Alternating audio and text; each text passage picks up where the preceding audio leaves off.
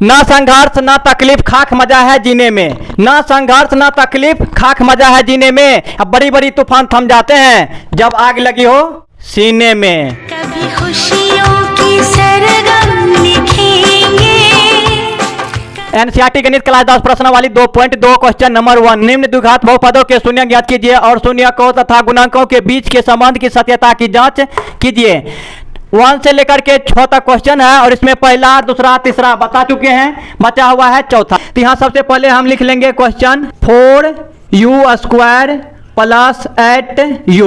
Okay, उसके बाद यहाँ देना है इंप्लाइज, फिर से लिखना है क्वेश्चन जस का तस 4u² प्लस 8u और बराबर में 0 दे देना है, कहा कि बोला शून्यता ज्ञात कीजिए। उसके बाद इसमें देखिए कॉमन 4u है, तो 4u जब इसमें से निकाल लेंगे तो क्या बचेगा u, क्योंकि 4 तो सिंगल है, u डबल था, तो एक ठो निकाल लिए तो एक बच गया। उसके बाद प्लस दे दिए, उसके बाद 4 दूनी 8, 2 बार में लग रहा है तो यहाँ 2 दे देंगे और सिंगल u था, u निकल गया।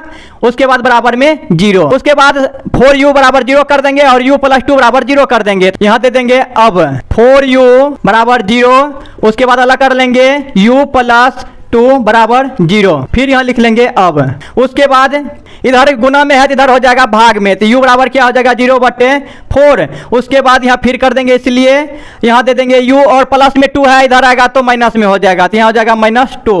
ओके, और यहाँ मेरा u का मान क्या निकल गया, और 0 अगर किसी भी संख्या में हम अगर 0 में किसी भी संख्या से भाग देते हैं तो वो 0 ही होता है। ओके, तो ये अंश में 0 है और हर में 4 है, तो हर से भाग देंगे अंश में तो ये 0 ही होगा। ओके, उसके बाद इधर -2, तो u का मान कितना हो गया 0 और -2। किताब में आंसर यही है, सत्यता की जांच कीजिए।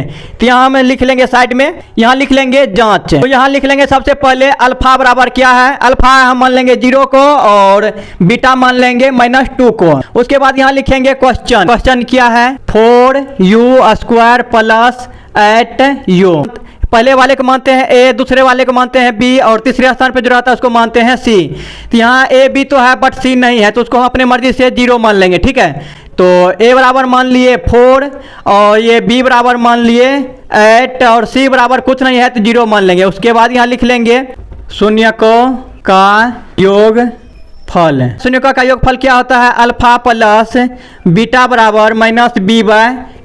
तो अल्फा का मान क्या है 0, एम्प्लाई देंगे। ठीक है, अल्फा का मान 0 है, 0 दे दिए, प्लस बीटा का मान कितना है -2, तो ये कोष्ट में ले लें, चिन्ह एक ही जगह हो रहा था। ठीक है, उसके बाद माइनस में क्या है, माइनस पहले से है और b का मान कितना है 8, तो 8 ले लेंगे और a का मान कितना है 4, तो 4 ले लेंगे। उसके बाद 0 तो 0 होगा, प्लस गुना माइनस हो जाएगा और कोष्ट से बाहर आ गया ये 2, 4 दूनी 8, ये कट जाएगा। उसके बाद नीचे में 1 से भाग देंगे 2 में तो 2 ही होगा, तो -2 और -2, ये हो गया शून्यकों का योगफल। उसके बाद यहाँ साइड में लिखेंगे शून्यकों का गुणनफल। शून्यकों का गुणनफल यहाँ होता है अल्फा इंटू बीटा बराबर c/a।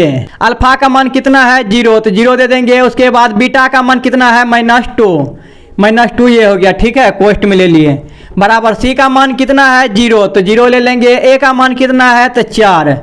उसके बाद ये 0 में किसी भी संख्या से गुना करते हैं तो 0 ही होता है, और किसी भी संख्या से भाग देते हैं 0 में तो 0 ही होता है। ओके, तो 0 0, तो शून्यकों का गुणनफल 0 0 और शून्यकों का योगफल -2 यही हो गया मेरा सत्यता की जांच। बाकी बात दर्द में भी सदा मुस्कुरा